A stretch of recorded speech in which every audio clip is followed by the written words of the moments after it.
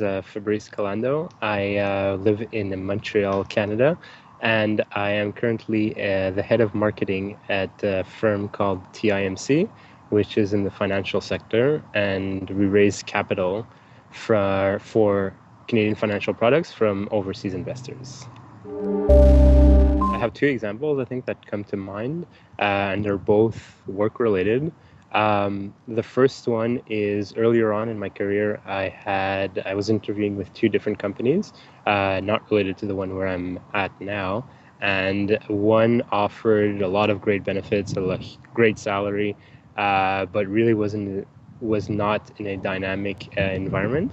And the other was much lower salary, much worse benefits, but the people and the work environment was amazing, and I felt the growth opportunities were great. So I spent a lot of time trying to figure out what was better. Was it better to have like a bigger salary now and maybe like a less exciting career, or an exciting career but struggling more financially?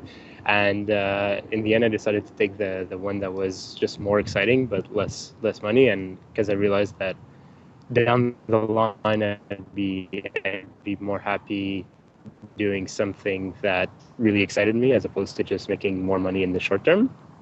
And so that's really kind of guided my career since, which is worry more about what you're getting out of it and what you can contribute to the work, and not as much like the immediate financial returns. And the second one, also career related, was at some point I was working in a large advertising firm, putting in a lot of hours, and I had to choose between kind of staying there and really focusing on a career, or spending more time with my girlfriend at the time and building a family. And I was always very career driven, and that was the big choice for me to make. But finally, I decided to stick with or to go more towards the family orientation. And again, that's kind of been guiding my career since. What's allowing me to spend more time with my family, and what's allowing me to feel more fulfilled in my career.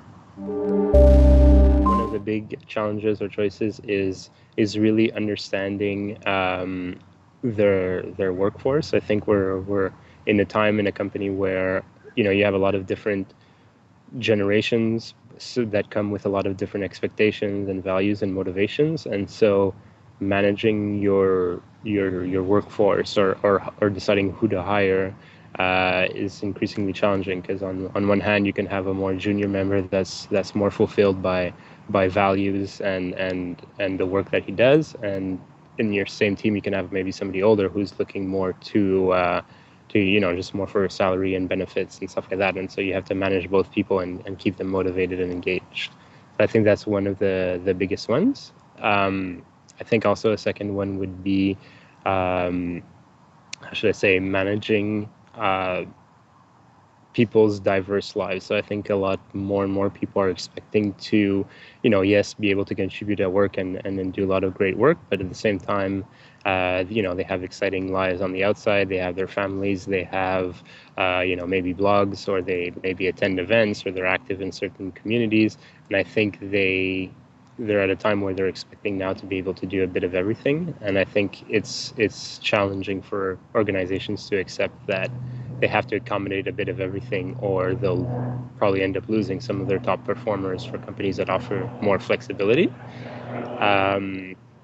And maybe a third one is managing kind of a skill gap. I think our world is more complex, and so I studied in marketing, and what you learn in marketing and what happens in real life is completely different at times. And also when you read about various trends in social media or whatever, and how they apply to different industries is completely different. And so how do you manage the fact that there's a good chance that most of your employees, especially the newer and the older ones, really are missing big, elements of work knowledge. So how do you manage that? How do you train them? How do you keep them motivated? And how do you train yourself and keep yourself on top of everything as well? So I think skill gap is a big one.